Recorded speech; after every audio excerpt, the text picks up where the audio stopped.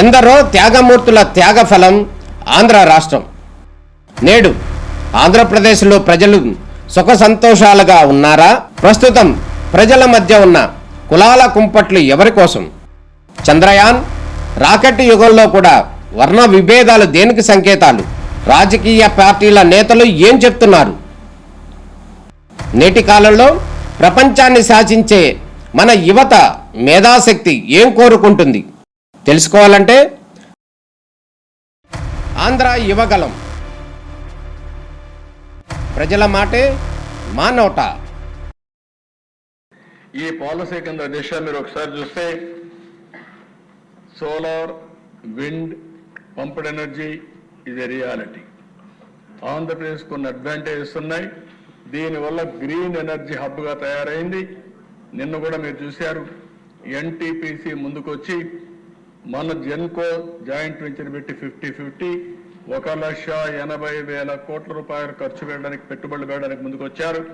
ఈ నెల 29వ తారీఖున నరేంద్ర మోడీ గారి నాయకత్వంలో ఫౌండేషన్ కూడా వేస్తున్నామని చెప్పి కూడా నేను మీకు తెలియజేస్తున్నా.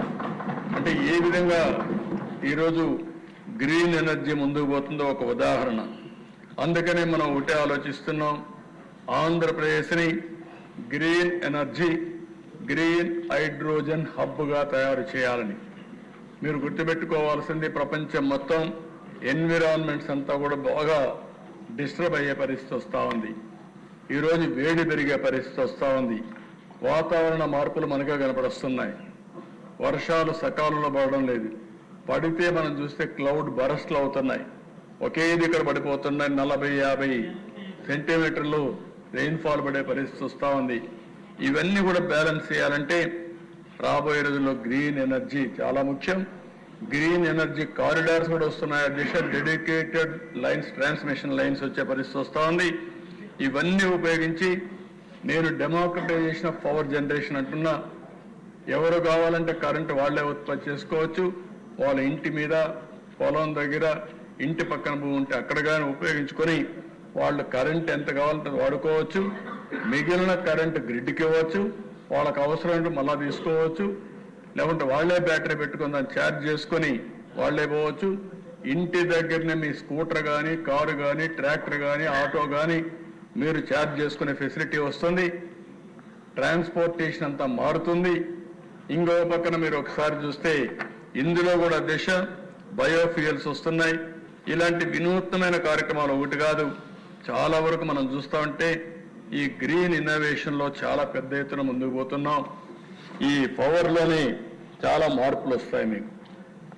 ఇంత మునుపు మనం వాడేదంతా కూడా పెట్రోల్, డీజిల్ వాడాం. ఇప్పుడంతా ఎలక్ట్రికల్ వెహికల్స్ వచ్చేస్తున్నాయి. ఒకప్పుడు థర్మల్తోనే కరెంట్ వచ్చేది, హైడల్తో కరెంట్ వచ్చేది. ఇప్పుడు అనేక విధాలుగా గ్రీన్ ఎనర్జీ ఉత్పత్తి చేసుకునే పరిస్థితికి వెళ్తున్నాం. దీన్ని అందరూ కానీ మనం కానీ ప్రమోట్ చేయగలిగితే ఆంధ్రప్రదేశ్ రాష్ట్రం గ్రీన్ ఎనర్జీ హబ్గా, గ్రీన్ హైడ్రోజన్ హబ్గా తయారవుతుంది. నేను ఆలోచించే విధానం కాస్ట్ తగ్గించాలి అనే ఉద్దేశంతో ముందుకు పోతున్నాం. ఏ విధంగా కరెంటు వాడినా, లేకుంటే డీజిల్ వాడినా, పెట్రోల్ వాడినా ఎంత ఎఫెక్టివ్గా కాస్ట్ తగ్గుతూ వాడతామో అది వర్కౌట్ చేస్తున్నాం.